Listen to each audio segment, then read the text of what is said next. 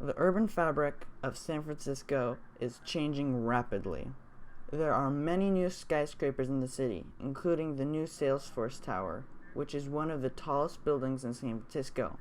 Some of these projects cost over $1 billion and cover large sections of downtown and the waterfront, like the new Warriors Stadium. And of course, there are countless smaller projects being built throughout the city. These projects are creating a huge demand for construction materials. One of the most critical materials is concrete. Concrete is needed for foundations, floors, podiums, sidewalks, and streets. It is often the first stage of construction as the massive building foundations and parking structures are poured. One concrete truck holds about 10 cubic yards of concrete. It takes approximately 800 truckloads of concrete to pour the foundations for a large office building. In San Francisco, the cement plant industry is located on Pier 92 in southeast San Francisco. The plants located there are composed of mixing, loading, and sand storage facilities. To make concrete, sand is mixed with cement and other materials and then dropped into trucks for delivery.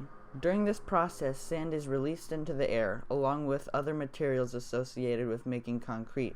Particulate emissions are also released from the truck diesel engines, and the truck also kicks up a considerable amount of dust. Our inspection of Pier 92 indicated that there were many particulates in the area. We consequentially decided to take air measurements around the batching plants to see what level of emissions are created on Pier 92 and whether these particulates can be affecting the nearby Bayview Community. In June of 2018, we took our first measurements as we surveyed the pier using PM10, PM2.5, and PM1 monitors. During a normal workday, our samples have shown that PM levels exceed 140 micrograms per cubic meter of PM2.5 particulates in the central plant mixing and sand hauling area. This is considered unhealthy air by the EPA. The Lancet Science magazine recently published a report that correlates the onset of diabetes with particulate emissions. The study's disease threshold applies to emission levels exceeding 10 micrograms per cubic meter. A review of San Francisco health statistics show that Bayview has the second highest incidence of diabetes hospitalizations in the city. Our readings have shown that average particulate levels in the Bayview neighborhood adjacent to Pier 92 consistently have over 10 micrograms per cubic meter and are often as high as 40 plus micrograms per cubic meter. At Youngblood Park, which is a local soccer and sports field, we have registered 50 plus micrograms per cubic meter on our survey day, well above the threshold established by the Lancet study. Other studies have shown that autoimmune diseases such as arthritis, lupus, and MS have increased in prevalence worldwide. While genetic predisposals play a role, environmental factors are a major contributor.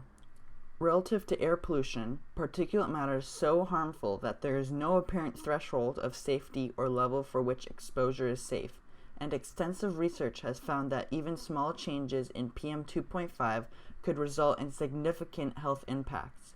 Even short-term increases in exposure of PM2.5 pose health concerns for those exposed. These health impacts are in addition to the more commonly known impacts of air pollution in humans, such as asthma, emphysema, and other lung diseases. Because problems need solutions, we recommend the following changes. Number 1. Cover the sand stocks on barges and aggregate lots along with all conveyors. This will stop sand from blowing away. Number 2. Cover the sand delivery trucks with tarps. These trucks are currently uncovered and the sand blows out of the truck into the air. Number 3. Keep truck traffic speeds down. Many trucks seem to drive at prudent speeds. Some trucks drive at twice the average speed, causing particulate rates to more than double. Number 4.